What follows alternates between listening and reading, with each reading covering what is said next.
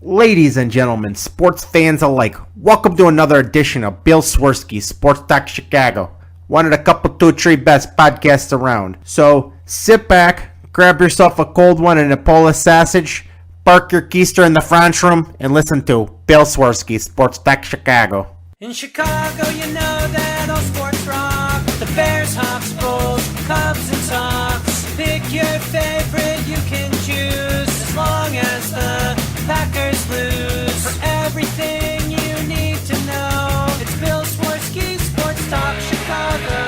Bill Swerski, Sports Talk Chicago. Hey everybody, welcome to another edition of Bill Swerski Sports Talk Chicago. This is your hosts, Alex and Sean. On this episode, we are going to be talking about the Bears' big victory over the Dallas Cowboys, some baseball news, and who knows what else we'll throw in there. But first, I'd like to thank our sponsor, the Rockford Ice Hogs. If you're not familiar with the Rockford Ice Hogs, they're the AHL minor league affiliate of the Chicago Blackhawks. What does that mean for you? You get to see the stars of tomorrow today at family-friendly, affordable prices. The season is in full swing. And also you have the holidays coming up. What better gift could you think of than getting someone you love hat, shirt, jersey, tickets, and more from the Rockford Ice Hogs? Head on over to icehogs.com. Tell them Swerski Sports sent you. Also like to give a shout out to the Hot Mic app. If you like to watch sports, which I know you do because you're listening to the show, I'm sure you like listening to your local hometown broadcasts. So you can do that with the Blackhawks. You can do that with the Bulls. You can't do that with the Bears. The Bears, you are going to be listening to what mongoloid they have on there, just broadcasting, because it's the national broadcast, and they just give you whatever you get. But not anymore. Not anymore. You can download the Hot Mic app for free. It is now available on Android. And check out the app. It's free. And it syncs to your TV. You watch the TV broadcast. You listen to whatever broadcaster you want. And if it's Bears versus Packers, they probably have a Packers broadcast that you can listen to if you like puke. Or you can listen to one of the Bears broadcasts and you can hear real fans talk like you were watching in a bar, celebrating with you. Happy when the Bears make a great play, groaning with you when they make a bad play. And it's like listening to your friends. So it's free. Download the Hot Mic app and check it out. And the two of us will be on soon. All right, Alex. How have you been, my friend? Oh, I've been just fine. That Bears victory. That was something.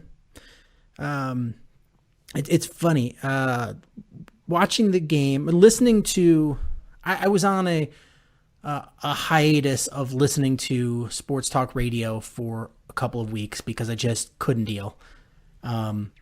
Whenever the Bears lose, I go on a hiatus because I can't listen to, people being negative. I'm just like, I can't do it. If I'm already mad enough, I can't deal with this. So I went back on the listening to sports talk radio bandwagon before the Cowboys game, and all I could hear is, the Bears are going to get killed. How are the Bears going to be able to stop Ezekiel Elliott? How are they going to stop the number with the best offense in NFL? How are the Bears going to score any points on this Dallas defense? This Dallas team is recognized, show this is a good team. And then the Cowboys, prior to that game, were ranked as high as 5th in a bunch of power polls. So everybody was all in on the Dallas Cowboys. And the Bears kicked their ass. Yeah, I mean, one of the most amazing things about that game was every strength that Dallas was supposed to have, the Bears just said screw it, and they ran effectively. They didn't run that much, but I thought Montgomery had a really nice game.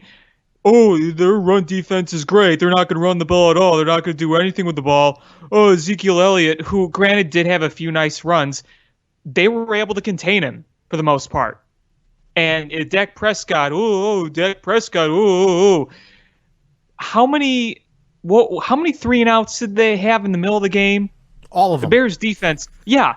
After losing Roquan Smith, not having Danny Trevathan, no Akeem Hicks, obviously. No Prince Amukamara. No Prince Amukamara. I mean, every strength that the Dallas Cowboys were supposed to have, the Bears just said, screw you. And they did pretty much everything correctly. I mean, yeah, that first drive of the game was death by 1,000 cuts. But the Bears adjusted accordingly, and they adjusted quickly. And if it wasn't for that bad pick by Trubisky, they would have won that game by even more because they were driving from the first drive of the game, the first plays of the game, offensively for the Bears. They were driving downfield. The funny thing about that interception, and I want to talk about this quickly, is, I mean, if you're going to throw it away, just throw it away. Throw it away, yeah. Yeah. I mean, it like 99 out of 100 times, that's probably an incomplete pass. That guy made an absolutely phenomenal break and catch on that ball. Yeah, I mean, he made a nice play, and the way he kept his feet in bounds was very impressive, to say the least. But no, you're absolutely right. You gotta launch that 50 feet, towards like the base of the seats. You just can't risk that kind of thing. Yeah, and as much as I'm annoyed by it was an interception, the fact that it took an absolutely amazing play that they had to overturn the on the field ruling to make it an interception. I can live with it because he made the right decision. He just didn't throw it away far enough. Like he was throwing it away. Just throw it further away. But it didn't rattle him. You saw what they did right after it. Yeah. They picked him apart. Yeah. And what happened? They moved the pocket and Mitch Trubisky scrambled. That's the key that's missing to this offense is when a play breaks down, use your feet. We're seeing that is people are making Lamar Jackson out to be, a Hall of Fame quarterback when he throws for 140 yards because he's dangerous with his feet. And they are running all kinds of college plays and they're making him out to be, the best quarterback ever.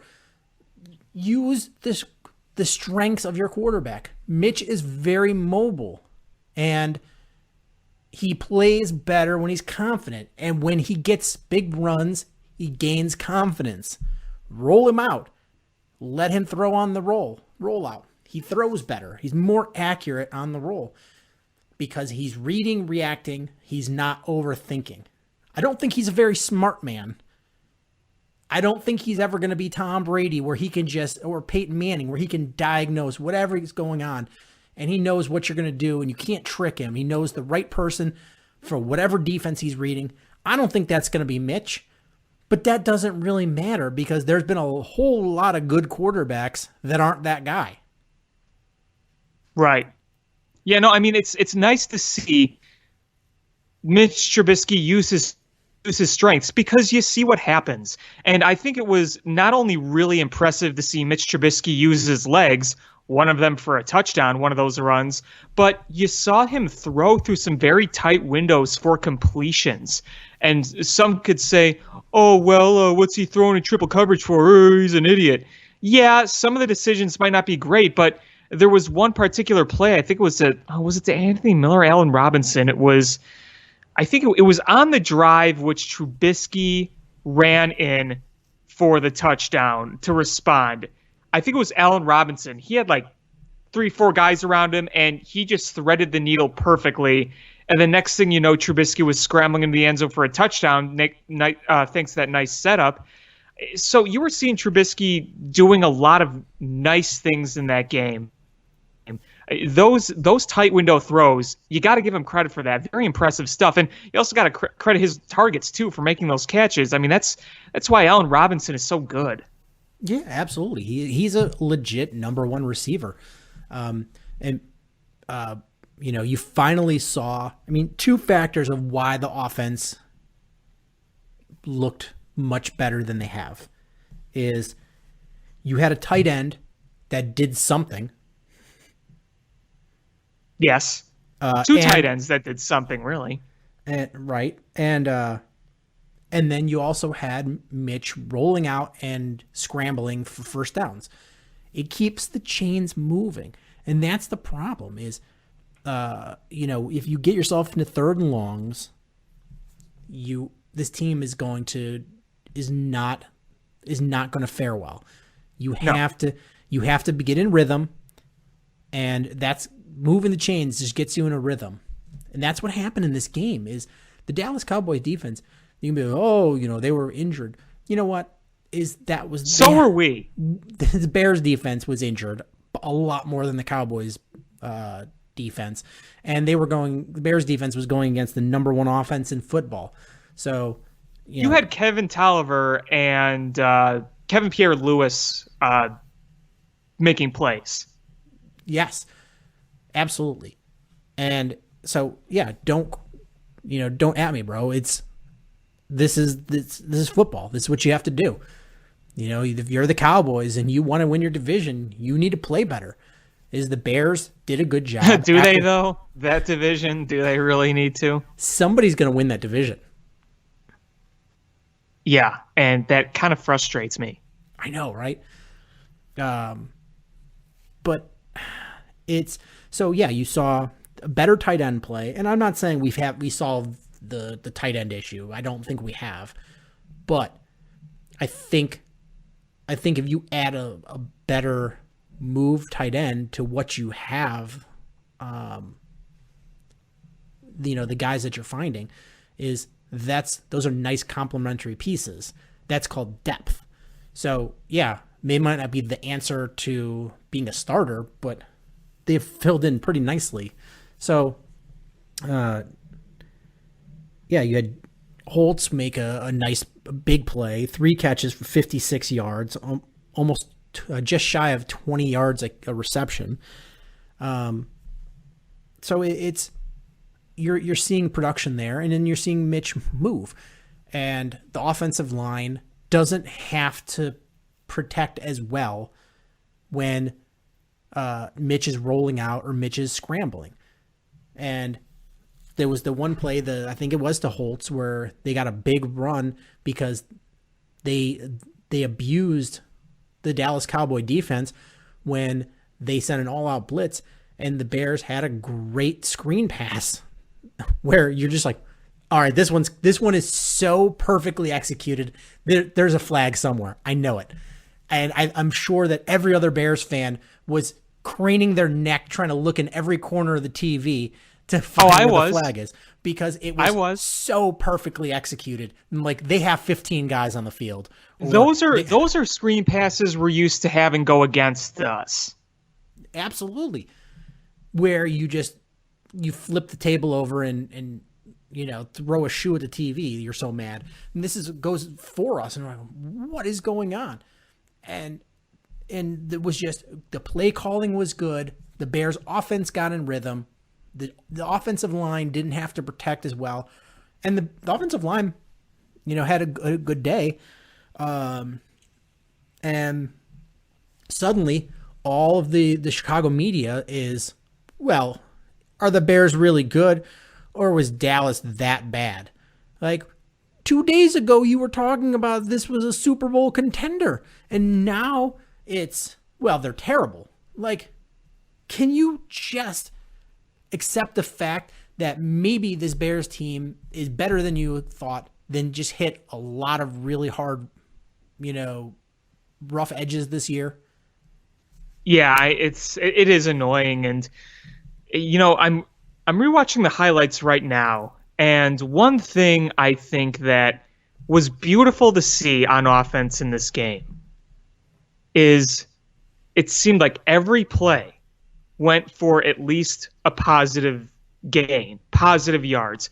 How many times have we seen just the offense going backwards and backwards, whether it's a penalty, whether it's a bad sack by Mitch, whether it's a bad play call and, like an attempted screen to Cohen gets blown up and he loses 5-8 yards. We didn't see that in this game. They were constantly moving forward, and that kind of stuff matters. Those little things matter.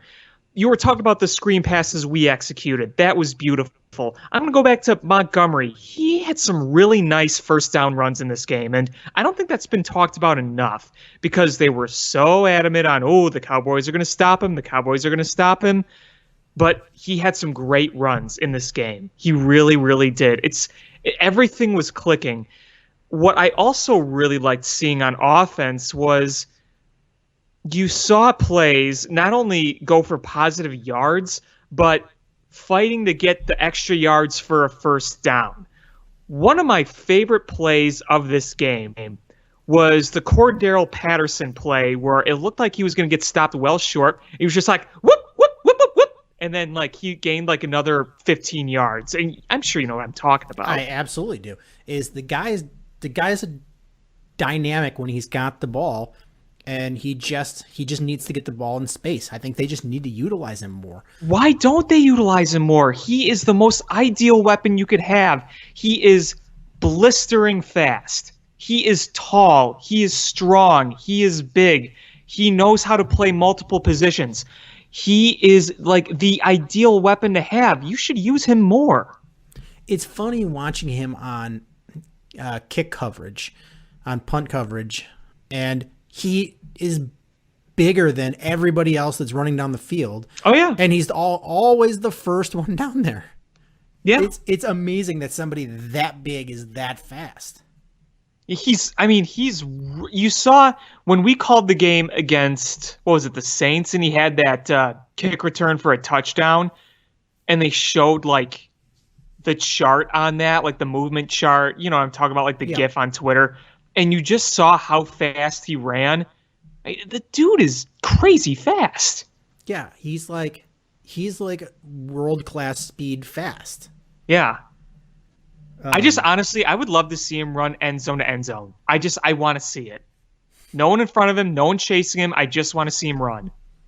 Yeah, I actually love when it's punt coverage because he just is blistering down the field, and you're just like, good God, if that guy doesn't call a fair catch, he's gonna get his clock cleaned. Yeah, remember when he hustled? What was it against the Giants? To get that ball down at the 2-yard line. Yeah, it is.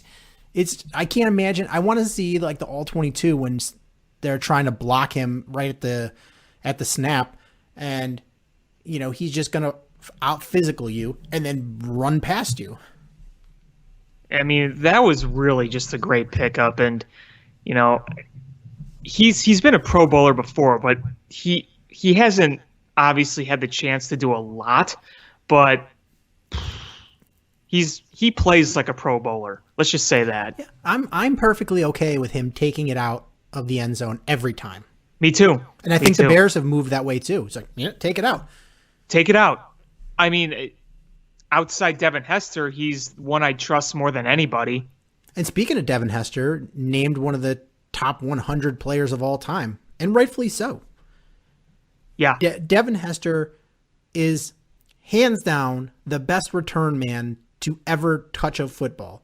And anybody that talks about any other player is just talking out of their ass. No, you're right. And that's not taking something away from, there's been good returners, but Devin Hester was special. It's on punt coverage, on punt returns, kick returns. The guy just had a vision and speed and the lateral quickness to be able to just take it to the house at any time. You watched the Super Bowl and everybody and their mother was like, there is a 0% chance that we are kicking it to Devin Hester. Former Colt players said their whole thing was in the special teams meetings, we are not going to kick it to Devin Hester. And the first person to touch the ball was Devin Hester. And what did he do? He took, I mean, on the most magical, like, I wish, I mean, you know, personal reasons, yeah, of course I wish the Bears had won that Super Bowl, but I wish the Bears had won that Super Bowl because, you know, if they did, that would go down as one of the greatest Super Bowl moments ever. And because the Bears lost, it gets buried because they don't usually highlight the losing team, you know, on the moment. But that was just magical, is because, you know, all of the camera flashes going off as the ball's in the air, and you're just sitting there going, they're kicking it to Devin Hester. I know something magical is about to happen, and boom, magic happens. It's just, you couldn't have scripted it any better. If they would have won that game, that would be there with like the pass to Steve Kerr back in the 90s when he drained the three. It would have been like the David Ross Game 7 home run. It would have been right up there with all those plays. It still kind of is, but even more so. It's up there in the Chicago moments, but it would be up there in all-time sports moment, like the Kirk Gibson fist pump. Sure. That would be in those montages of before the Super Bowl. They're just like, well, Devin Hester. That's the moment. Yeah, no, you're absolutely right. You're absolutely right. I think you know, one thing that was really impressive about how he did that was he was a rookie. We got to remember that he was a rookie when he did that. I still remember probably my favorite Devin Hester moment was when he was still playing cornerback. And was it Torrey Holt that he was covering, and he got burned for a touchdown. And they had the sideline camera, and I think it was Torrey Holt, and he's sitting on the sideline bragging to the camera, and as the kickoffs happen, and you watch Devin Hester just return the kick for a touchdown. And during him, you know, gloating, and just turned around and goes, you know, like, all right, what am I going to do here? Yeah. That was great because, you know, Devin Hester just like, all right, well, I got beat. Let me fix it. And just took it back to the house on the ensuing kickoff. I was like, that's fantastic. Yeah, wasn't it his rookie debut as well? Opening day 2006 in Green Bay, he returned one. I can't remember. It's possible, but I know his first one was in Green Bay, so I think that might have been it. I remember when they drafted him, and I was like, really, you spent a draft pick on a kick returning specialist this high, and I should just shut up. Yeah, you really need to like stick your head in like a big thing of donkey chips and not come out for a while.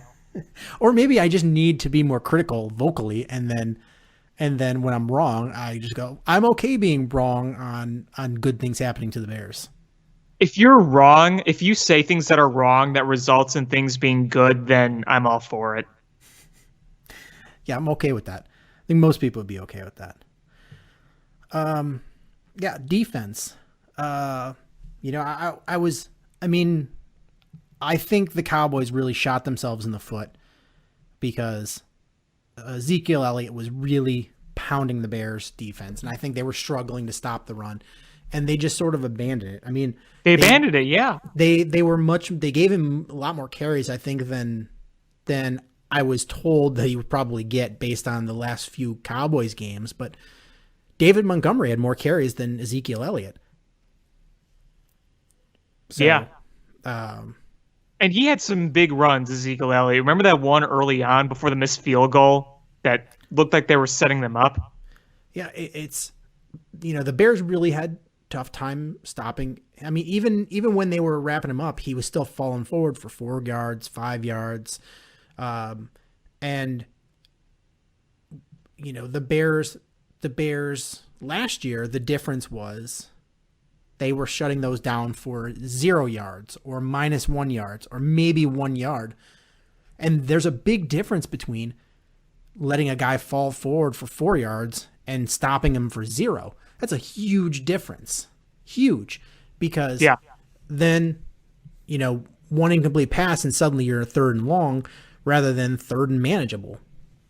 And when you get into third and long, that's a down where more than likely they're dropping back to pass and you can pin your ears back and just go after the quarterback without having to worry about the run. And that hasn't been so much the case this year.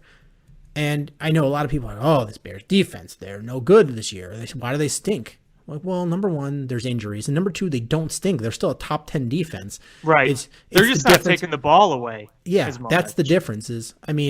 Sure, there's a slight dip from last year, but last year was an elite level defense. It was unsustainable. And they got so many turnovers. It was ridiculous. This year, they're just not getting those turnovers, but they're also still a really good defense. Look at the game yesterday. Is like, oh man, this Bears defense, they gave up that drive to the Cowboys. But you know what? The Cowboys was the number one offense in football, and they gave up 24 points, and 7 of those were in garbage time. So, or was it 7 or 3? Whatever. Some of them were in garbage time. So really, the Bears didn't. A lot of that was garbage time. Yeah, the Bears didn't really give up a lot of points. You want to talk about frustrating is look at the 49ers and Saints game yesterday. 48-45. Yeah. If your team gave up 48 or 45, your head would explode, even if you won. You'd be like, oh, this Bears defense, blow it all up. Fire everybody. Seriously. Sometimes you just have a bad game, but the Bears really haven't. They really haven't gotten blown out. Their defense is keeping them in things. So, yeah, the Bears' offense scored a bunch of points, but the Cowboys did not accomplish much. I got to tell you, my favorite play defensively of the game, by far, that Khalil Mack tackle. When he tackled Dak Prescott, when it looked like he was going to roll to a wide open first down, and then Mack just dives right behind him, just grabs his ankles, and boom, down he went. That was beautiful. I was like, no way he's catching him. And boom, down goes Dak. You're like, oh, because I'm sitting there watching the first down happen, and I'm already preparing my angry rant, and nope, didn't happen. You're like, yeah, that was awesome. But we did not come out of this game unscathed. Roquan Smith tore his pectoral muscle, and he is done for the season. Yeah, that's a tough one. That's a tough one because even though he had a pretty down season, in 12 games he had 100 tackles. He was really starting to come back to form. He really was. And boom, done. And that really sucks. It's an injury I had, and it's a shitty injury. But I mean, surprisingly, we had Kevin Pierre-Louis step up and played a fantastic game. He did. He was very impressive, and it's nice to see the Bears actually having depth. And this is one thing that the Bears never had when we had Mark Trestman or John Fox. Is this team, this regime, has been able to plug in guys and be effective. Remember when we saw Akeem Hicks go down the first time against the Vikings, and you had other guys just step right up. You had Nick Williams having a big game. You had Roy Robertson Harris having a big game. Depth is a beautiful, beautiful thing to have. Yeah. They even plugged in Brent Urban, who looked decent out there. He was shedding blocks and getting pressure on. And I didn't realize what a giant of a man he is, but 6'7", 300 pounds. He looked, he looked okay in the time that he was in there. But Kevin Pierre-Louis and Nick Witkowski are both backup linebackers, and both played really well. And I was shocked to see how fast Kevin Pierre-Louis is. Yeah. He was definitely making his name noticed. Yeah. I mean, for a guy that's jumped around, I mean, he's been in the league 6 years, and he's on his 4th team in 6 years. But he looked good, and his Pro Football Focus grade was pretty good too. I think it was the perfect offense for him to be playing in or against. But I'm it's going to be a big test this week coming up with the Packers, because I think they're going to try to pick on those linebackers, because absolutely. Are their coverage skills good enough? I think they're going to try to match up with their tight ends and win those mismatches.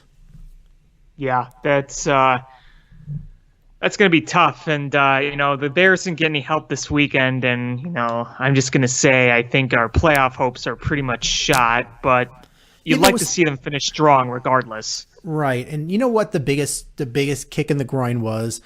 Out of all the things that could have happened right for the Bears this weekend that didn't, it was the Seattle Seahawks laying an egg against the Rams. I think that one was the biggest one, is, the Redskins going to Green Bay and beating the Packers. Nobody expected that to happen. It was a lot closer than I thought it was going to be, but that wasn't going to happen. No. The Lions beating the Vikings. The Lions beating the Vikings with their third string quarterback. Nobody expected that. But the Seattle beating the Rams, that would have been huge. I think that is the one that is just a real, nut punch. Is because, sure, mathematically, going into the weekend, the Bears had after the win, like a 5% chance of making the playoffs. And here's the thing. It's a lot different, that 5%, if you are it's sheer luck. 5% of the people are going to win money. The other 95% are not. That's just pure luck. Right. Odds of the draw. That's not what's happening here. Is the Bears have, they control what they do. If they go out and win, that's not luck. That's winning. That's playing a game better than your opponent and defeating them. So they have control in that. It's not a random draw of the numbers. So it's a lot different, that 5%, because teams have done it. The Bears have a path to do it. And I think everybody sort of wrote off the Rams because the Rams have sucked most of the year. Mm-hmm. And you're like, but they beat the Bears. That's the key part. Right. Is the first tiebreaker for that wild card is, did they play head to head? And the wild card is between the Bears, the Rams, and the Vikings. And everyone, I laid it out the last couple weeks, is the Bears have already beat the Vikings. And, in order to do this again, they would have to beat the Vikings a second time. So it would be, 2-0 in head-to-head meetings. So they only need to get the same record as the Vikings and they win. And that's a big boost. But the Rams now look at the Bears and they're like, I just have to get the same record as the Bears because I beat them head to head. And now if you're the Bears, you've got to, the Rams have to win all 3 games. Here's how you make the playoffs. The realistic portion, is the Vikings lose at least 1 game, or at least, 2 games. You need them to lose against the Packers, very realistic. And you need to lose them against the Bears, which also is realistic. Okay. Part 2, you need the Bears to win against the Packers, the Chiefs, and the Vikings. There's where the realism becomes difficult, because that's a really tough stretch of games against 3 really tough opponents. And if the Bears win those 3 games, they've earned that playoff spot because they've done what they needed to do. Now the real tough part is you're only 1 game behind the Rams, but you need to beat them. You can't tie them. So you need the Rams to lose 2 games. And going into this, I'm like, they're going to lose to the 49ers and they're going to lose to the Seahawks. And I kind of wrote them off. And now I'm like, crap. How are the Rams going to lose 2 out of their 3 last games? And they're playing the Cowboys, the 49ers, and the Cardinals. And sure, they could lose against the Cowboys and the 49ers. I think they'll lose against the 49ers. But the Rams or the Cardinals game just seems like a gimme. And so we need the Cowboys to come back and win next week to even give us a hope. I'm not counting on it. Not banking on it. Nope. I'm not counting on either. Realistically, it's, had the Vikings lost yesterday and the Rams lost, I would be much more optimistic. Sure. Because that would mean, sure, you could win 2 out of 3 of these games and still win the division. But that's not what happened. And you got to face facts is, had you not had a penalty against the Raiders and had you made a very makeable field goal against the Chargers, instead of being 7-6, you're 9-4. Yeah. And you just have to hang on here. Basically you would just need to win, one of these games and you're in. But, such is life. So, but realistically, what are you trying to take away from these next 3 games? I want to see a team that doesn't quit. I know that sounds cheesy. I know it sounds cliche, but if this was Mark Trestman or John Fox, it would be a disaster. I want them to build momentum for next year. Again, I know that sounds cliche, but I want to see them keep playing hard. I want to see Matt Nagy play more and more to this team's strength. I want them to look at this as a stepping stone, not something to be pushed back upon. I want to see that offense continue to move. I want to see the defense play as best as it can without their key guys. Prove to me that you are still here to compete, because even if you finish 8-8, 8-8 isn't ideal, but at least it shows you competed in a season that looked like it was going downhill so fast you were lucky to get 5 or 6 wins. Yeah, I agree with you there.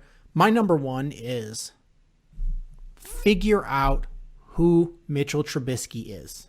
Sure. Yeah, I mean, yeah. Because we don't know.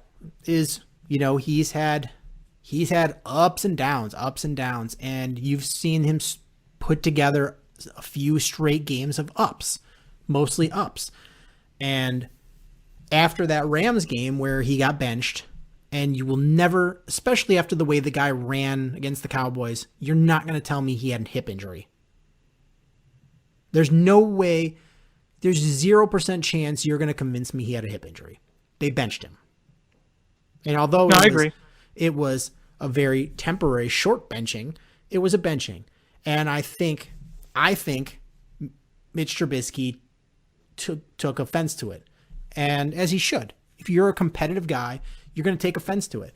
And you can, when you know your job is safe, you don't put in the same effort as when somebody takes your job away and gives it to somebody that you know you're better than.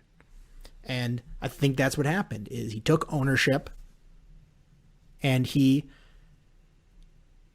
took responsibility, he took ownership, and you're seeing the improvement. It's becoming, he's trying to take it on. And that's what you need to do. You need to take it on yourself. If you're going to be successful in this league, you need to take ownership. If you're going to be a successful quarterback, you need to take ownership. Is name me a quarterback that was successful in this league that didn't take ownership of his offense and his team. It doesn't happen. It's something you have to do, and you can't just tell somebody to do it. You have to go out there and you earn it, and that's sort of what he's doing. And sure, he did it against the Lions. Lions aren't very good. Then he did it against the Giants. Giants aren't very good. But then he did it against the Cowboys. And now I think people are starting to go, all right, well, sure. I'm not ready to buy in yet. And I'm fine. Don't buy in yet. I'm not buying in yet either. If it's me being general manager of the Bears, am I going, oh yeah, ready to sign him to a long-term contract? Absolutely not. But I changed my thinking from, well, what quarterback are we going to bring in to compete with him? I'm changing my thought from that to, I'm going to hold off on that plan. I want to see what I have in these next 3 games. And 2 of those 3 opponents are good defenses. And I want to see what he does against the Packers, is because when was the last time a Bears quarterback had a successful game against the Packers? It's been a long time.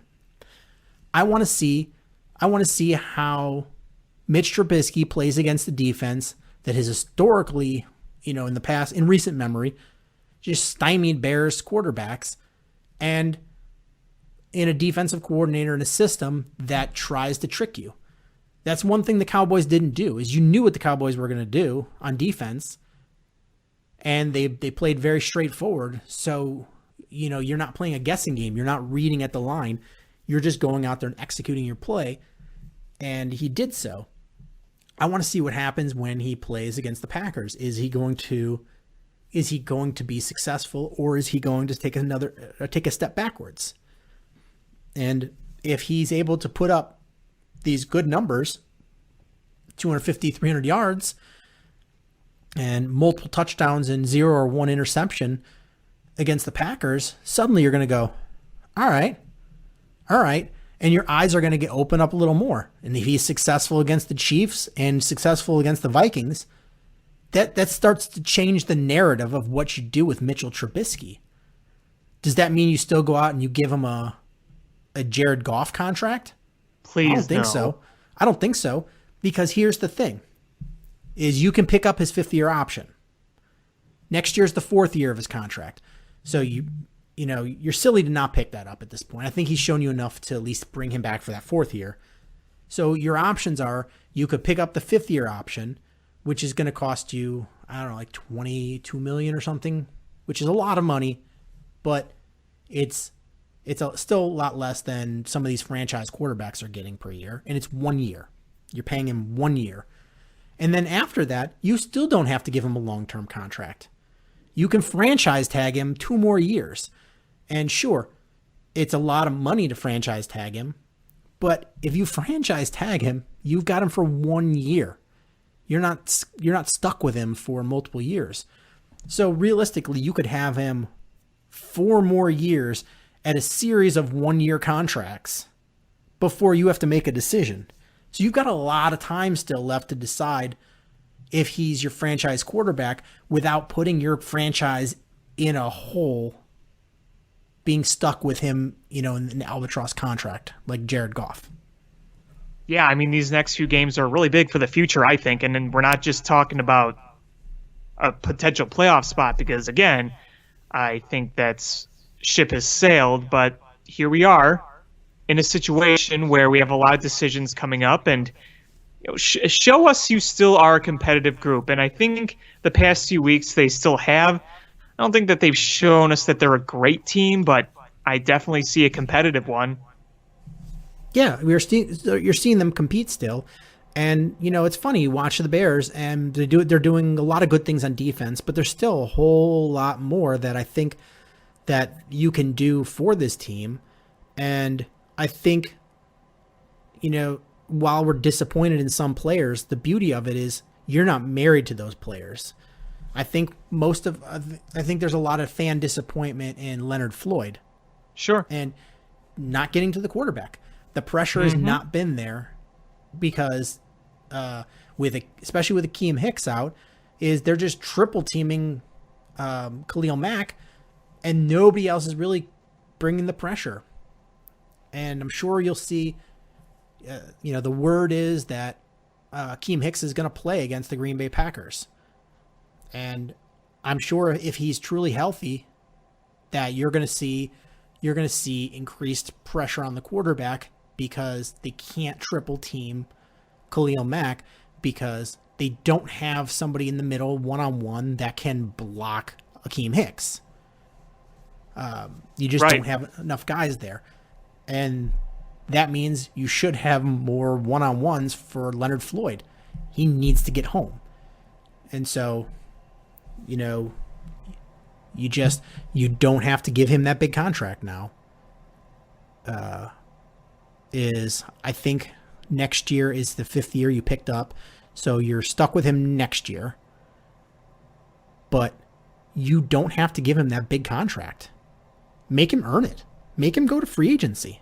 Right. Or if you see him come out and start figure it out and really go gangbusters and start sacking like crazy first half of next season, then there's no stopping you from locking him up in the middle of the season. But you don't have to give him a contract in this offseason. Let him go into free agency. Yeah. Couldn't have said it better. Danny Trevathan, probably done as a Bear. It sucks, but you can move on from that contract. We're in. I mean, the Bears are in decent shape because they can move on from some of these high-priced guys without any real ramifications and not put themselves in salary cap hell like the Cubs are. Oh, we did. Yeah, so, I mean, I'm looking at over the cap here, and come on, 2020. I mean, Mac, you're keeping Fuller, Allen Robinson. So Leonard Floyd is going to cost you 13, and you're stuck with him for that. But Charles Leno is $10.3 million. You could move on from that. Kyle Long is 9.6. You will move on from that.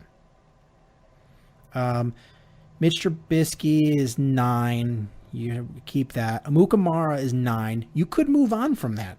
Trey Burton is 8.5. You could move on from that. Bobby Massey is 8.3. You could move on from that. And then after that, it just, falls off. Probably guys you're not, but that's a lot of money that you can move on from. And you still going without getting rid of any of those guys. You had almost $15 million in cap space to spend. There you go. So, I mean, you're in good shape. You can do things. You can make moves, and while you don't have a first round pick, you also have the second round pick of the Raiders, which is Raiders are starting to come back down to earth. So it should be a pretty high second round pick. So that kind of compensates. I think when you look forward to, you got to ask yourself, okay, where are we going to be a few years from now? And who are we willing to trust in the long term? Because I think when you ask that question, just simply like that, there's a lot of mystery. Like we said earlier, there's some that are kind of clear, but some that you really don't. I mean, football is a really tricky sport, and you could see how quick people regress. So it's not as easy and black and white as it may seem, is what I'm trying to say. Yeah. So but you've got money, you've got financial flexibility to be able to do things, and it's you have the money to be able to fix the holes. The Bears' window is still wide open, especially if Mitch Trubisky is the Mitch Trubisky that we've seen the last 3 weeks. If he is, and he truly is, you don't have to figure out the quarterback situation anymore. And that's where general managers become super successful. If you get the quarterback right, it makes everything else a lot easier to figure out. Yeah, you ain't kidding. You ain't kidding. And, especially when you have a quarterback that you keep for a long time. If you have a Tom Brady for a long time, you have an Aaron Rodgers for a long time, it is it makes it's like a head start for everybody, because everybody else is trying to figure out quarterback situation, and you go, don't have to worry about that. There's one thing I don't have to worry about. And it makes life so much easier. And look, I mean, even the Patriots take advantage of it. Is how many quarterbacks have gotten some opportunity to play in Tom Brady injury or in preseason, and they've just flipped them for draft picks. When, you take advantage of being able to flip your backup. That's successful. That's how you continue to win. So yeah, if Mitch Trubisky has turned a corner and has figured it out, then this Bears window is open for several more years. If Mitch Trubisky shits the bed for these next 3 games, then we're going to have to take some of that financial flexibility.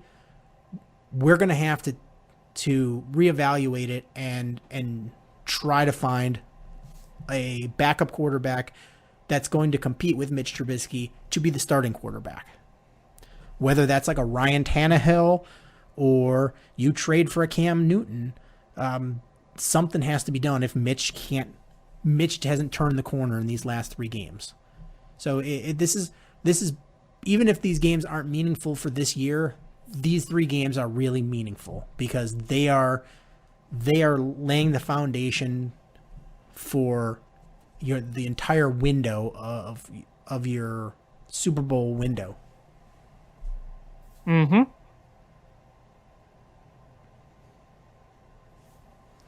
So, what's your prediction for the Packers game?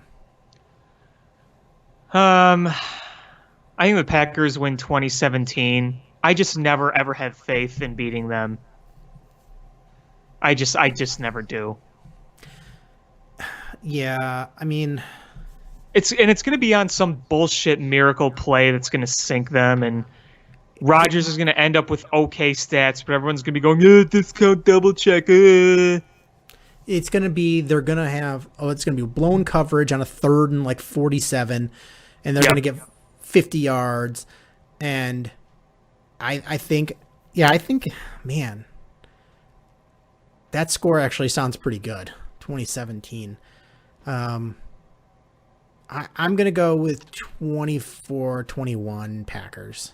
I hate going against the Bears, but I just think it's a tough opponent.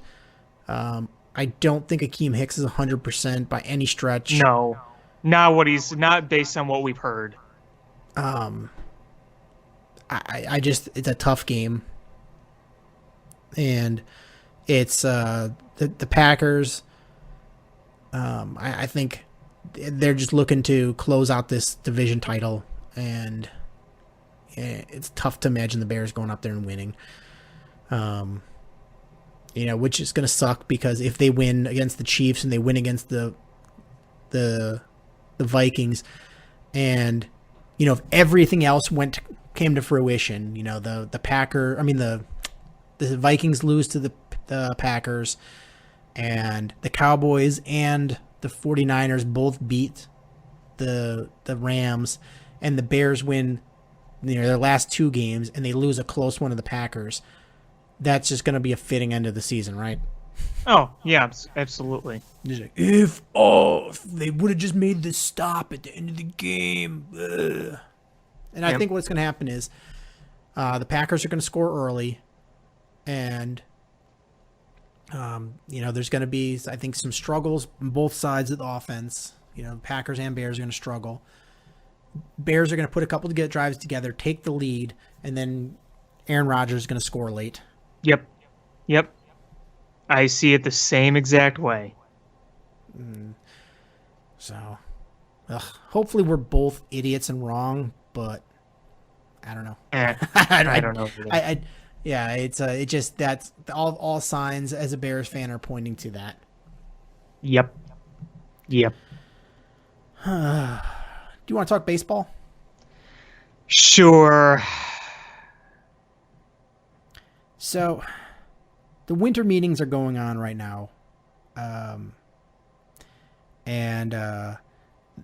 Basically the Cubs have come out and said that they are not talking to any agents until they've cleared payroll. Even low budget free agents.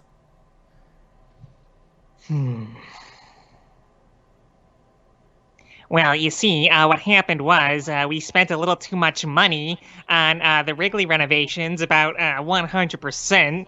And so we don't have any money to spend. You got to understand that taxes here are really high. And, we just had to build that mall across the street with a Harley Davidson store that nobody really asked for. And we had to put that Catalina Club in the upper deck that nobody really asked for. So we could shut down the middle half of the upper deck and make all the fans, the real fans that sit and watch the ball game, not the corporate buddies of mine, go on this little catwalk around above the marquee so they could get from one end to the other, so we can make all that room for the Catalina Club and spend all that money on that. I don't know if you saw my tweet, but it was basically, I said, I know what Ricketts is saying is 100% pure, unadulterated, grade A, Midwestern bullshit.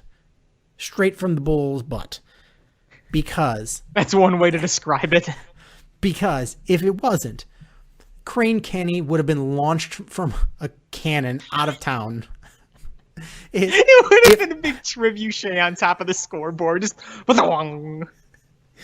Yeah, they would have just, you'd just heard boom, and watch him go, oh, and the Doppler effect of the sound, oh, and then it's silence, and then splashing of him going into Lake Michigan. Because there's no way that your president of baseball operations, your finance, your money guy, is going to be able to screw up renovations cost that much and have his job. It just doesn't happen. You can't mess up that bad, and unless you work for the Bulls. But even then, I think you get fired if you lose money. It's just if you lose games, you're okay. But this is bullshit. You can't tell me that the case is you have to cut payroll in order to do anything. You have the marquee network launching this year. Mm-hmm. The money's there. The money is coming in truckloads. You have so much money. Attendance, merchandise, all that good stuff.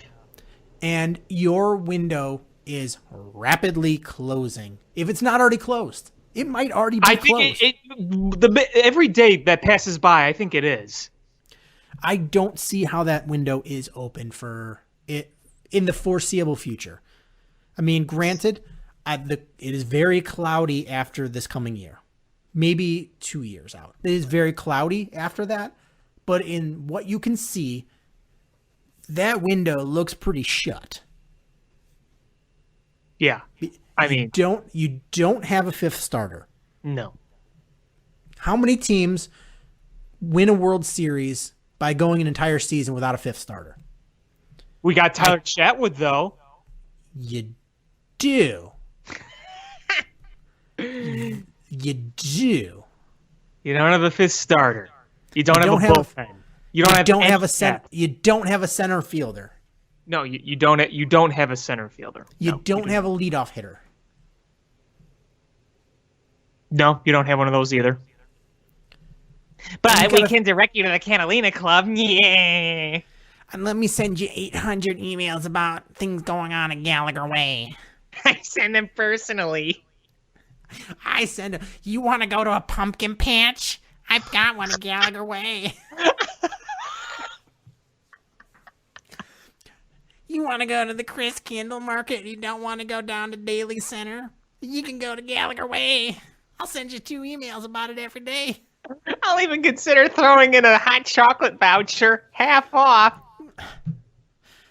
I gotta pull up how many emails I get about stuff that's happening at Gallagher Way. Oh, I know. It's like every day, this at Gallagher Way, this at Gallagher Way, this at Gallagher Way. Now, granted, I love Gallagher Way. It's awesome, but jeez. Yeah, here's one. Tie one on tomorrow night at Mistletoe, Winterland at Gallagher Way. Got plans tonight? Celebrate the holiday season in our annual tree lighting ceremony. Winterland at Gallagher Way. Come on Easter, we'll have a nice Easter egg hunt at Gallagher Way. And if you find one in the Wrigley troughs, that's the special egg. Mark your calendars. Winterland returns to Gallagher Way. Everything happens in Gallagher Way this month. Like nuts, except free agent signings. The pumpkin party returns on October 24th. Pumpkin party at Gallagher Way. These should be radio spots with Tom Ricketts' voice. Oh my god. I want do you know who I want? Do you know who I want to read these as a radio spot? Who? John Lackey. It's pumpkin party. What is this horse shit? I ain't reading this. Cut. We're out of here. Well, we don't have enough money to record another spot, so this is what we'll use. Oh, these stupid Gallagher Way emails. I get them every day about some stupid thing that I'm not going to. Like, you know what? Sign a free agent. Sign a free agent here.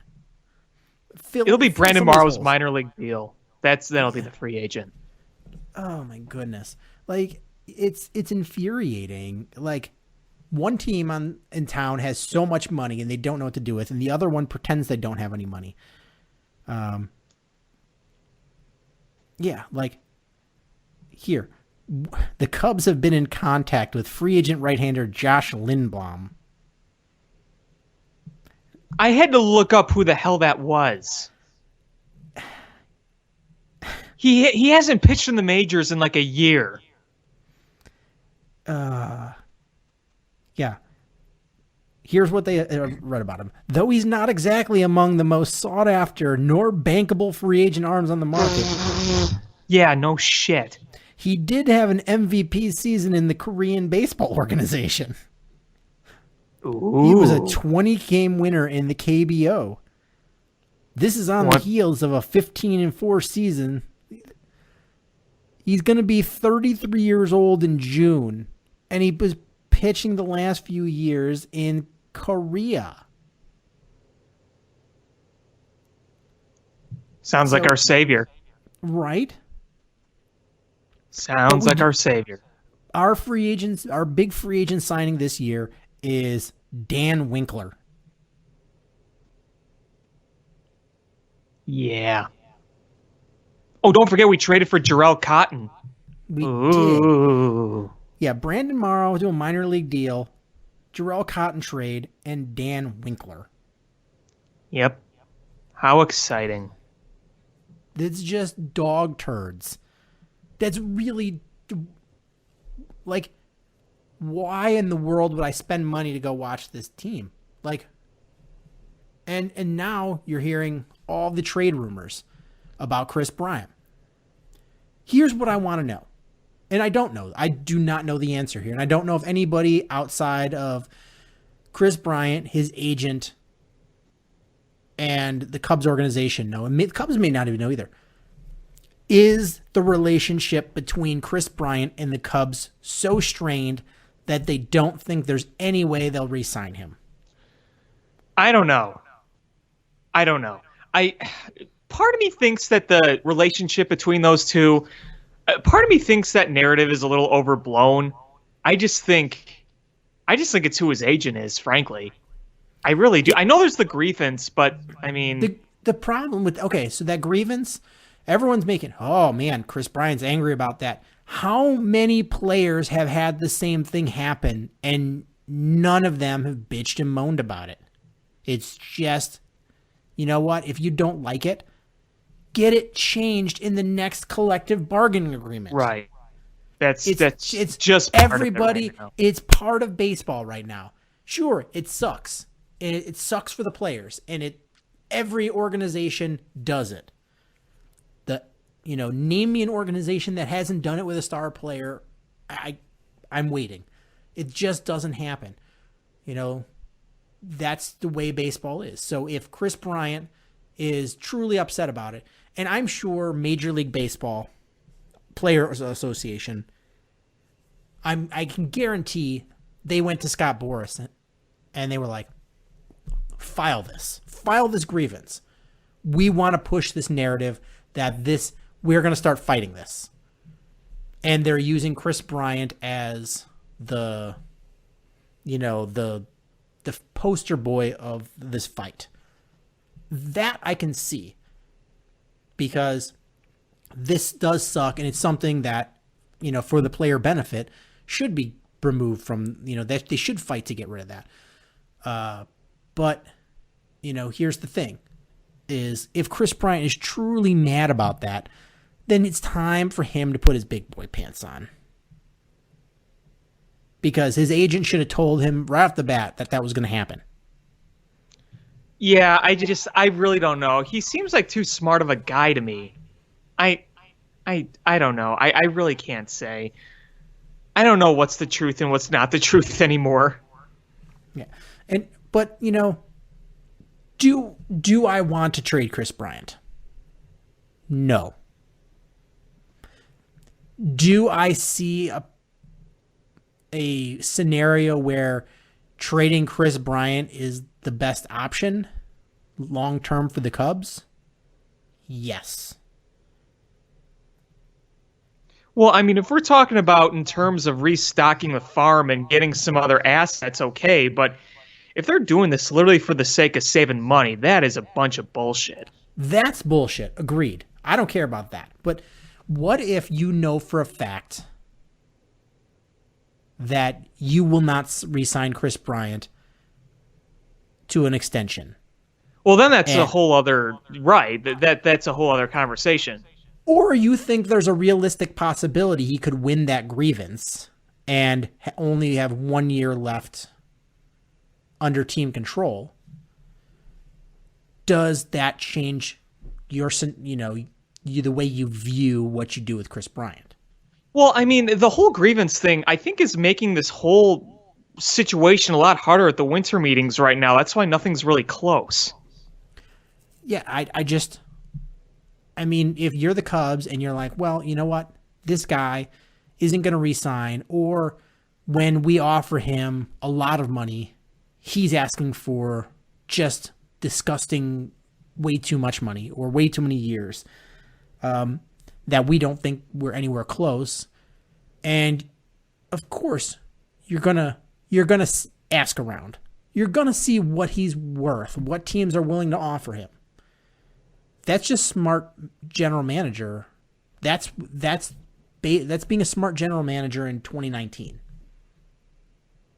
Finding out what you could get. Because what if somebody makes you a stupid offer? Like, they take him, and so you clear, all right, number one, you clear, $16 million off your books for this year?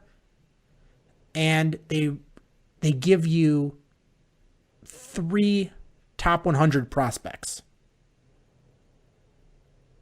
You go, all right. Like, that seems like a pretty, solid return.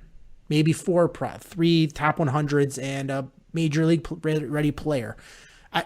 Some really good offer. You have to consider it.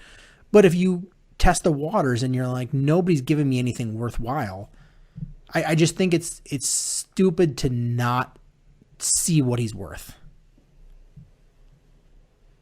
Yeah, I mean, they're obviously going to be shopping him around. They're going to be shopping a lot of those guys around. If you're going to shake things up without signing anyone, then what other options do you have? I don't like it. I don't like the situation that they're in. It's just, yeah. It's a really shitty situation. Do you really shop everybody? Or are there guys that you go, I'm going to look like an asshat if I go Rizzo, Baez, they're not shopping those two. Well, no. I mean, are there guys you're going to walk in there and you're going to be like, hey, you want to take on John Lester's contract? Like, Jason Hayward, what do you give me for him? Can you give us more pumpkins for our pumpkin patch? We want a really excellent pumpkin patch this year. We also want barrels of hay for it, mainly for John Lackey's horse. there's guys that just you can't trade. We've gone through the Cubs roster, and it is immovable contracts and guys that nobody wants. If you truly are trying to cut payroll, like there's no way to. Chris Bryant is the only thing you can do. Trading him is the only thing you can do to cut payroll. That's it. And yeah, because Wilson Contreras is not going to cut you much. No, he's making like what, $2 million or something. It's like four something. It's not a lot. It's not a lot. You're not clearing payroll. If Kyle Schwarber, same thing. Yeah, he's not. He's not making a lot of money. So even if you trade Wilson Contreras to restock your farm system, that's all you that's all you're doing it for. Right. That's all you're doing it for. You're not improving your ball club today by trading Wilson Contreras. You trade him because you're retooling. Chris Bryant, you can trade because you are restocking farm system and you're cutting salary. Right. And look, you trade Kyle Schwarber, you're not going to get a whole bunch of value. In my opinion, he's more valuable as a Cub than what you're going to get in a trade. Right. Absolutely. Let's see. Cubs 2020 payroll here. Jason Hayward is $23.5 million. Not movable. No. Yu Darvish, based on the way these contracts are getting tossed around, you could move that Yu Darvish contract now at this point, I think. But would they? No, because he's your best pitcher right now. Well, he's arguably your best pitcher, but do you think there are going to be teams out there willing to give up a lot for Yu Darvish, who's had multiple injuries and kind of a really weird last two seasons since that 2017 World Series? I mean, no. If you trade him, you're just dumping salary, and you'll get something in return, but you're not going to get a ton. But you're really dumping salary. John Lester, immovable, $20 million. Can't move. $20 million. He's old. He's 1 year left. Yeah. You're not moving that. Chris Bryant, $18.5 million. That's something you can move. You can clear almost $20 million off. Boom. The issue is, are you going to get the value in return for that? Because it's one thing to trade someone away to get rid of money, like we did when Alfonso Soriano was old and past his prime. Meanwhile, you have Chris Bryant, a recent MVP, and still one of the better players in baseball. Yeah, you could clear salary, but you're also giving up a crap ton of talent. You better get some value in return. That's where it gets difficult. Anthony Rizzo, 16.5. I don't think you. He's not going anywhere, and I don't know what you get for him either. To be honest with you, he is incredibly valuable to you. Yes, but who right now needs a first baseman? Like, honestly, a first baseman that is going to be due a contract soon and has a bad back. He'll probably go to the American League if anything. Yes, so he's not tradable unless you're just doing a salary dump, which you're not doing because he's worth more to you than a salary dump. Craig Kimbrell, $16 million, not a movable contract. Not right now. You know what I could see, and I think Jesse Rogers said this too. If Kimbrell really bounces back, plays well, but the team sucks, I definitely think he's going to be trade bait at the deadline. Oh, absolutely. Absolutely, 100%. But what are the odds that in July the Cubs are out of it and Craig Kimbrell is playing awesome? Well, I mean, I think the decision's easy on what you try to do. I just don't see that scenario happening. I just don't see the Cubs being, that far out of it with this division and him being awesome. Those doesn't seem like a realistic scenario. Here's how I see the situation right now. Like potentially in mid-July, they won't be out of it, but they're not going to be really in it either. They're going to be right on the fence. That's reasonable. Like 6 games back. Reasonable. 6 games back is catchable, but you're not right in the thick of it. More like 7 or 8, I should say. Because 6 Tyler- games back is doable. 7 or 8 is also doable, but a lot more difficult. That's what I'm trying to get at. Tyler Chatwood, $13 million. Not really movable, and I think you sort of need him. In the bullpen. You need him somewhere, but I don't think he's really movable Yeah. anyway. Kyle Hendricks. He's not worth the money, but yeah. $12 million Kyle Hendricks, movable, but I think you're stupid to move him. Jose Quintana, 10.5, movable, but I think you need him. And are you going to get a better or equal replacement player for $10 million? I don't know. Yeah. Javi Baez, not moving. Kyle Schwarber, $8 million. I don't think you get the value for him. I agree. Wilson Contreras, 4.5. As you said earlier, that'd be a pure to restock. Daniel Descalso, you're not going to get anything for him. That's just a salary dump, but it's $2.5 million. You know what I kind of would pray for with Daniel Descalso? I'm not counting on it. I don't think it's realistic, but like... He goes to play for the Korean baseball organization? No, trade him away, clear his salary to like freaking, I don't know, the Tigers or whatever, and just say, don't even give us anything in return. Just take him off our hands. Like, we'll give him to you. Like some terrible bottom-feeding crap team. Yeah. And then Albert Almora, $1.8 million. Nobody wants him. No. And then everybody else is like $1 million or under. So, like, what? Like, what are you trading away to dump this salary? There's not much to trade. No, nothing to trade. I don't know where this. It's like just everyone thinks like, oh, you could just trade. Not really. No. You're sort of saddled with these people. Yeah. Like, I mean, you might make some minor trades. I mean, sure, maybe somebody takes a flyer on Albert Almora, but they don't give you anything that it would be two teams trading, change of scenery guys.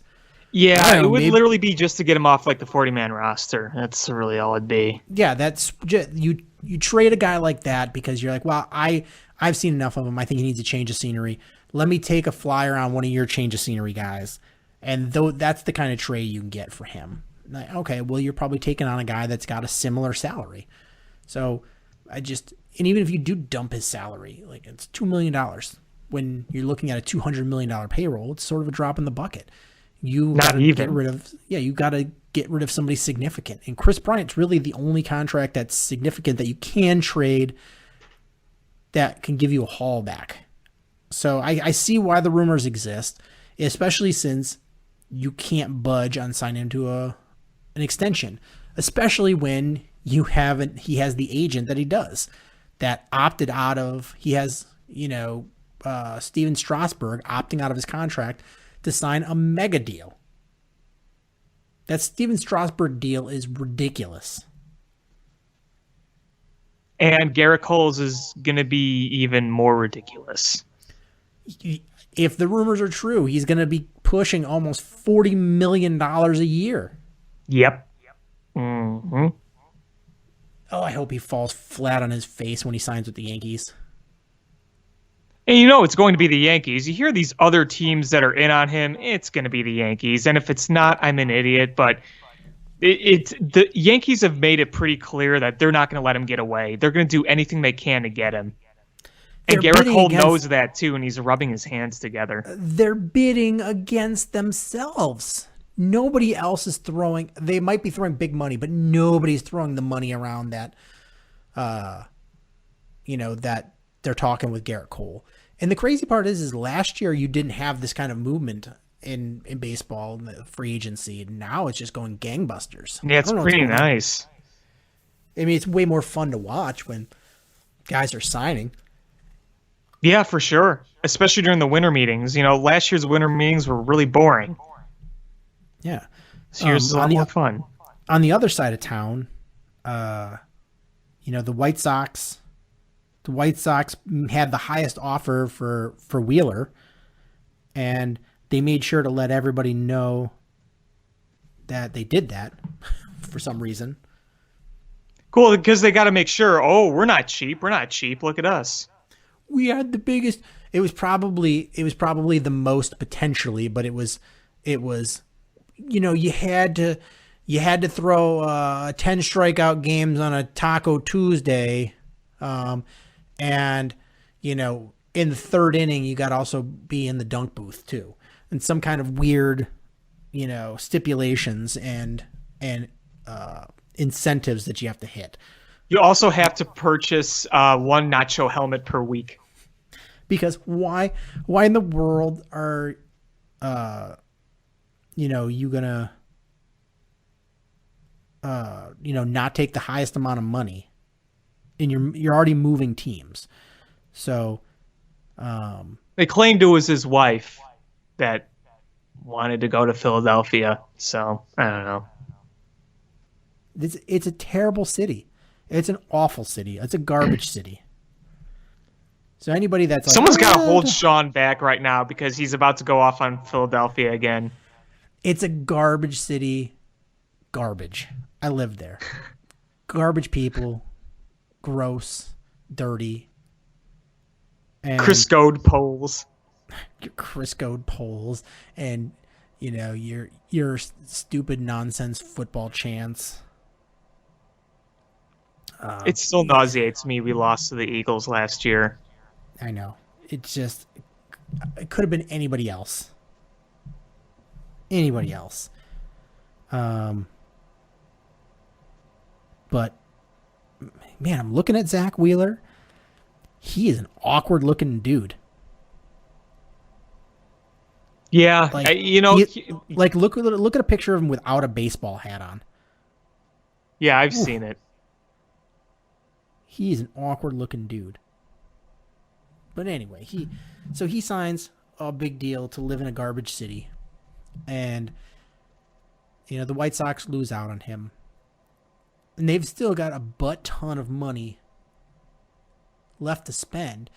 And they have obvious holes in their starting rotation. They need a right fielder desperately. They need a right fielder more than the Cubs need a center fielder. Yeah, you're probably right. Maybe we can give them our right fielder.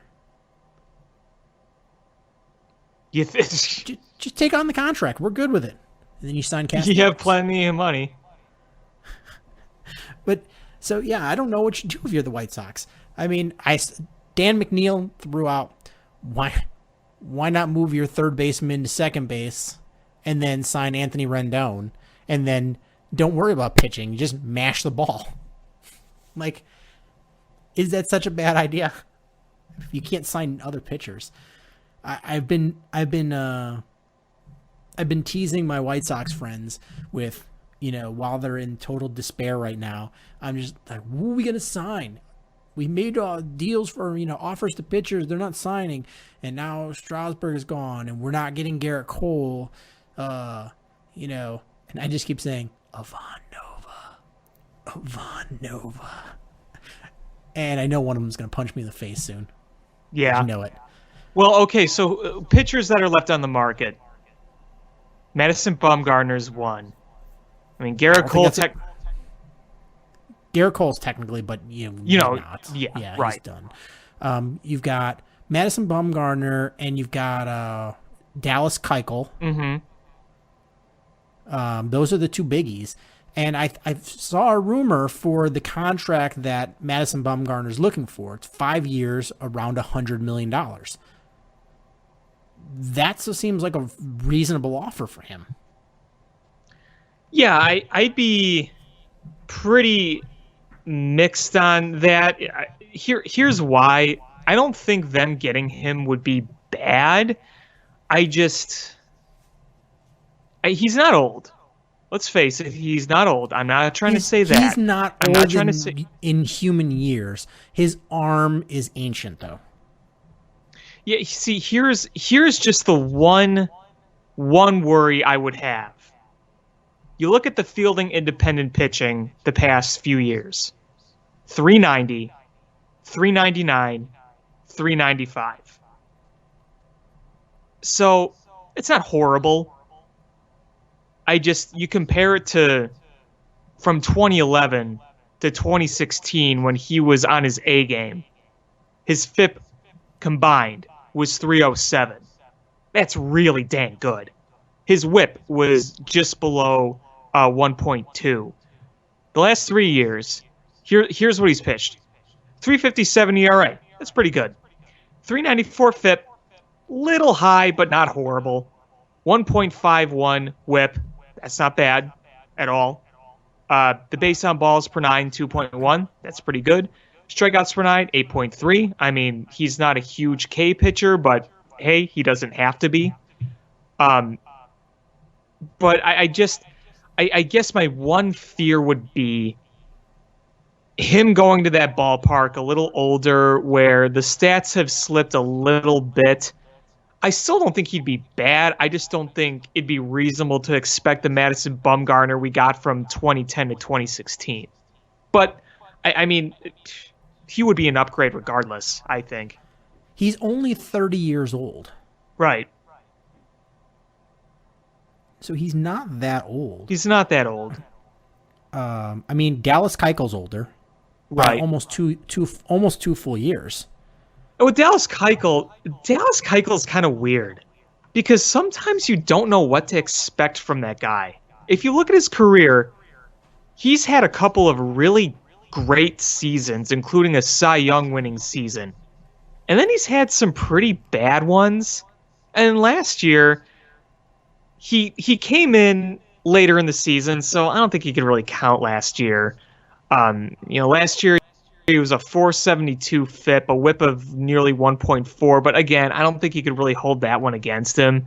The year before that, he was a 369 FIP, 374 ERA, whip of 1.3. The year before that, 290 ERA, 379 FIP. He was an all-star that year. 2015 is when he had that Cy Young season. You remember how good he was then. The year after that, 455 ERA, 387 FIP. So it's just, with him, you can get something that's good or just kind of blah. It feels like with him, it's a little more of a coin flip, if that makes any sense. No, I agree with you. I'm just, what are your real other options if you're legitimately trying to bring in somebody that's going to boost your rotation rather than just fill a spot? I think if you bring in Dallas Keuchel, not expecting him to be an ace, I think that could pay off. I'm not trying to say either of these guys would be bad. I'm just saying, if you're looking for a number one, you're probably not going to find it via free agency. Here, I'm going to throw out the 2020 Steamer projections for three pitchers. Okay. And tell me which one seems much better than the other ones. Okay. Steamer projection number 1. 12-10 record, 189 innings pitched, 9.3 Ks per 9, 2.5 walks per 9, a 417 FIP, and a 3.3 WAR. That's 1. Okay. Number 2 is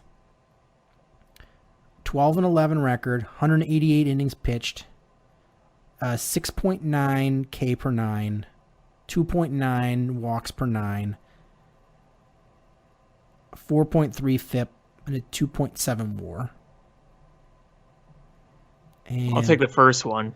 And then the third one is 11-11 record, 190 innings, a 8.5 Ks per 9, 2.4 walks per 9, a 4.66 FIP, and a 2.1 WAR.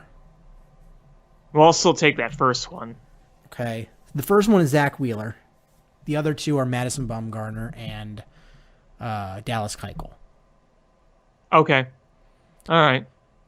So That sounds about right. So, I mean... The K per 9 highest being Zach Wheeler. Yeah. That makes sense. And, you know, it's...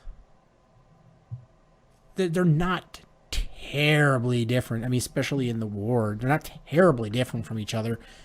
But the price tag is going to be significantly different between the three of them. Yes. Right. And so, I mean, if you could get either one of those guys that are remaining for under $100 million contract, unless you're just going to try to feed some bullshit to your fans and re-sign an Ivan Nova, a 1-year, $10 million contract or some garbage, like, you know, what other options you have? Like, who's still available? I think they try to make a trade. That I agree that that's a possibility, but who are you trading that you're willing to move on from when you've got team control on these players for so long? Well, I think the biggest challenge for me would be which team has an ace-type pitcher or a 2 or a 3 that they're willing to trade right now. Usually that happens at the deadline. Let's see. Nobody in your division's trading with you. No. You know that. So let's see. I'm just looking at just starting pitching, just free agent still. So Garrett Cole, you're not going to sign him. Steven Strasburg already signed a 7-year mega deal. What's his name from the Dodgers is almost 35. Or I'm almost sorry. Oh, almost Hinge 34. on Ryu? Yeah, he's almost 34. I don't think that makes sense. Zach Wheeler. He'd be a bit more risky, I agree. Zach Wheeler's already gone. Jake Odorizzi is still there, but he's not very sexy. Madison Bumgarner, Homer Bailey, Michael Pineda, Tanner Roark, Wade Miley, Brett Anderson, Ivan Nova, Andrew Kashner, Rick Porcello, Julio Teheran, Dallas Keuchel, Rich Hill, Gio Gonzalez, Clay Buchholz, Felix Hernandez, Jhoulys Chacin. Like that's who's left on the market.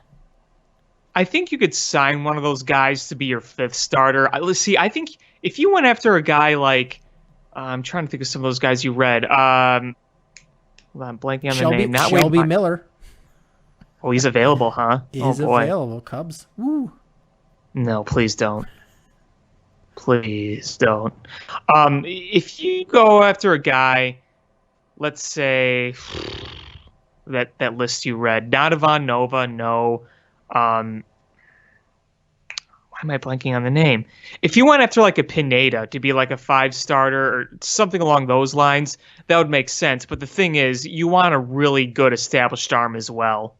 Like I think they'll end up signing a few of those guys or 1 or 2 of those types of guys to be lower end / bullpen. There's no doubt in my mind, but we know they need to do another bigger move. I mean, here's the thing. Here's your starting pitchers for the White Sox. Lucas Giolito, Dylan Cease. So Lucas Giolito had a fantastic year. Fantastic. Mm-hmm. Then you've got Dylan Cease. You don't know what you're getting out of him. You saw some rough edges there. Reynaldo Lopez, who was really up and down. Michael Kopech, who you have high hopes on, but is coming back from an injury. Carlos Rodon, who just has not put it together. Like, so sure, you could say, yeah, we can sign a 5th starter, but I think you need 2 pitchers. Mm-hmm. No, I agree. So I definitely agree. I just, I don't know. You could try to trade for somebody, but I just don't know who's giving up a legitimate starter for, trading for you that you're getting a good deal out of it. Like, I just don't know who's giving up a starting pitcher with, controllable years for a hitter. It's just not the way baseball's working. They're trying to do it the other way around. So you could trade for, I don't know, the guy from Cleveland, but I don't think Cleveland's trading with you. Well, I guess they probably would. I bet they would if they could get something good. The haul better be good for them. It would have to be good. But I don't know who you're trading for to be able to get somebody. And I know the White Sox are going to wind up just filling that hole with some random schmuck. If I'm a betting man right now, I think they get Dallas Keuchel. I think that's who they're going to end up with. My friend Gary texted me that he's heard a rumor that the White Sox may go after David Price. Oh, don't do that. Isn't that just a slap in the face to your fans? Yeah, I gotta look up his stats last year. I haven't really followed him closely in a while. Yeah, let's see. Yeah, the FIP wasn't bad. 362, 3.1 WHIP. The strikeouts per 9 were over 10. The ERA was 4.28. But the thing is, he is 34. And what's his contract like? His contract has got to be stupid. $32 million in 2020, $32 million in 2021, $32 million in 2022. The Red Sox are trying to clear salary. If here's the only way that makes sense is if you go, I will take on that salary and I will trade you something for him, but you've got to throw in Mookie Betts. I don't think they're going to do that. I bet they try to move on from Mookie Betts, though. Well, I've heard rumors that they're not so sure, but I think they are trying to move salary. I'm just saying, I don't think the Red Sox would give up Mookie Betts and David Price in one trade if the return isn't great, or at least good. I think if that's the case, you could be like, all right, well, maybe that's good because David Price, that window's not very big for, you'd have success with him. But I think with Mookie Betts and David Price and then the rest of that roster you have, I think you could make a run for that division. Here's this projections for next year. 9.2 K per 9, 2.75 walks per 9, 4.21 FIP, and a 2.6 WAR. Is that he only pitched in. Yeah, and he only pitched in 100 innings last year. Keep in mind, he hasn't reached 200 plus innings since 2016. Yeah, that was I don't see why the White Sox you want that. Why would you trade for that? There's a lot of risks right there. There's a lot of red flags. Make the Red Sox stick with him. He's stuck with him. Yeah. They could trade for Chris Sale back. They could trade for Jose Quintana back. Yeah, that would be an even worse look when we don't get anything back for him. After we gave him Cease and Eloy. They could give us Eloy back. Yeah, I don't think that's happening. I do not think that's happening. I think these winter meetings GM meetings are gonna be interesting, to say the least. Honestly, I think the White Sox would come out a lot happier than we are. Even if they make a trade or a signing, it'll be better than what we do. Yeah, the problem is everybody else is staying at some fancy hotel, and Jed and Theo are at a Motel 6 down, 3 miles away in National City, having to take an Uber over because go look away because it's too much money. We can't afford to stay at these fancy hotels. They go to the concierge. Oh yeah, we're Jed and Theo. We're checking in for the meetings. The manager comes. Step right there. You're not supposed to be in here. You can't afford it. You should go to another hotel down the street. Well, what other hotels are there? Hey, there's a La Quinta Inn. You just can't be here. They go to like some shitty like hooker hotel where they take inventory of the towels before you check out. Oh my God, is that a new person that we have staying here? There's a chalk outline of a body in the room. Oh, don't mind that. If you can just not step in it or around it, that would be great, sweetheart. If you need tokens for the shower, you just come over here. Oh, by the way, that TV doesn't work. This is a smoking only room. Oh, that's just Harry, the village rat. Don't worry. He won't hurt you. Oh my God. There's like a strobe light in the middle of the room, and they gotta share one twin bed. The twin bed's like sunk into the ground.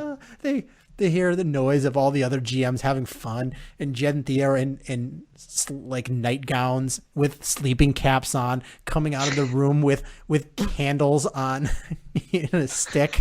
Going, what is going on here? I was woken from my slumber. Up? Keep it down there, haves. Us have-nots are trying to sleep. Oh man. So yeah, it's a ton of speculation here. I think next week, after we see what happens at the winter meetings, it kind of maybe clear up a little bit, but I think my friend Gary was right. The White Sox I think are not going to make big splashes. The fact that they were not, I think they are. I'm going to bet against you. I think they are. They've already made one. They'll make more. Okay. I mean, they lost out on Wheeler and Cole and Strasburg. What if the White Sox offer Garrett Cole that astronomical 8-year, $240 million contract or something ridiculous? Just out of nowhere? Yeah. They call him up and they're like, hey, I know we have not even talked to you guys, but here's a massive contract. It's all the money that we were going to offer Manny Machado. Here you go.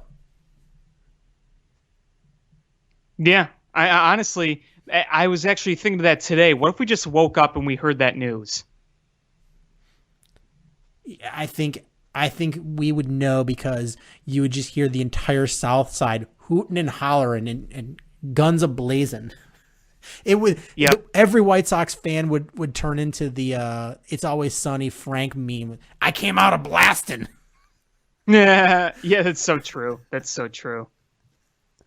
But I don't really want to talk Blackhawks or Bulls because they're both puke. I have one thing to share about the Bulls. All right, share away because they're mega puke. Yeah, they are. Announced attendance tonight is below 15,000, and if you look at the pictures of the United Center stands being posted on Twitter, holy shit. That's the way you get John Paxson fired. I mean, they weren't even. I mean, they didn't do this in the Tim Floyd era. Even I don't think.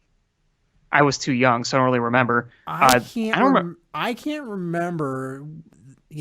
When the United Center was empty for any games. I mean, in the United Center era.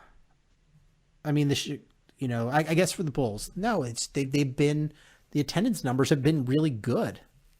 The last time I think the Bulls had regular low attendance was back before Jordan at the old Chicago Stadium. There was some probably garbage attendance in that era, but I mean, the Bulls have had really good attendance, and that's clearly this team or this ownership doesn't care about winning.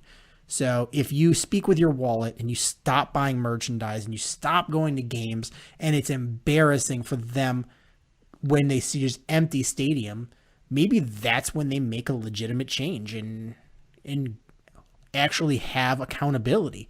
Because Hit that greedy asshole owner where it hurts. yes, he just cares about your money. Don't give it to him. It's easy. Don't spend it.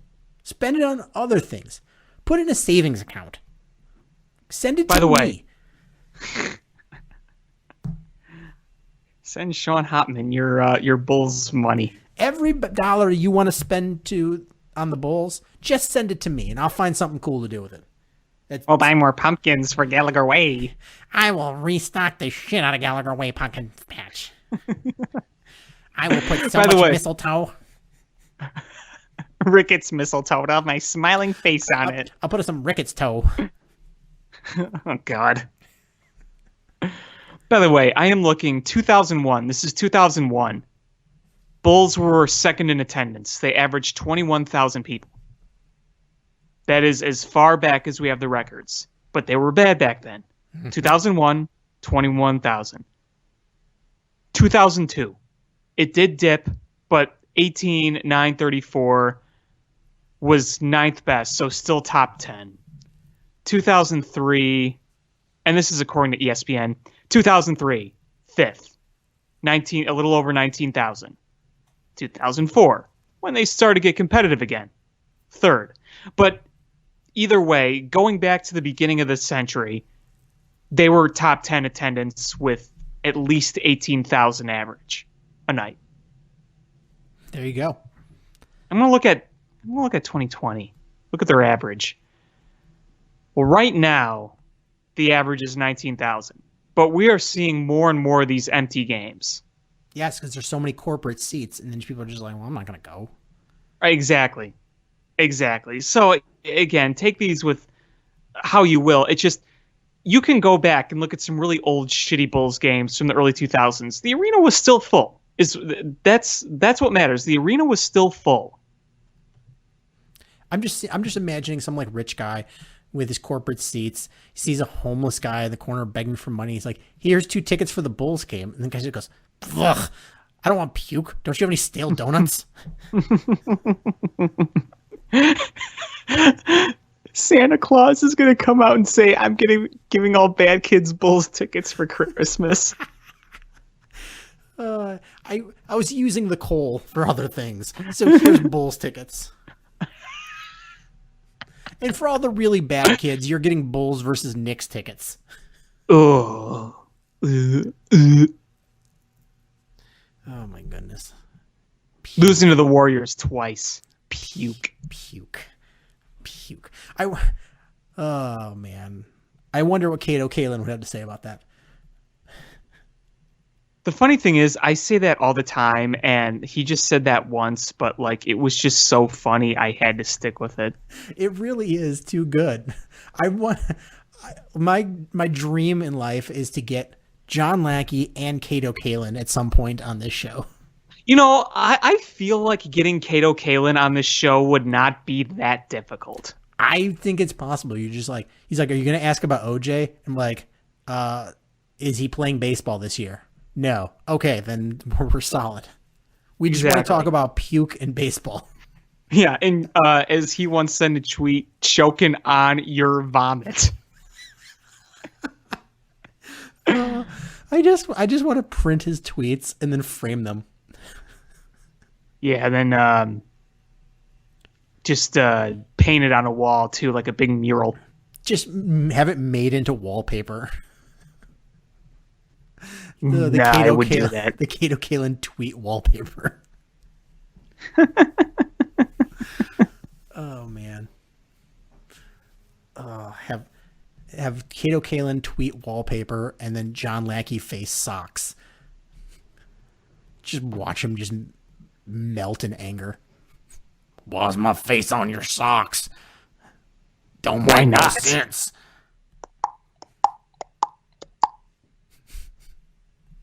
So just got an update on Chris Bryant. Yes.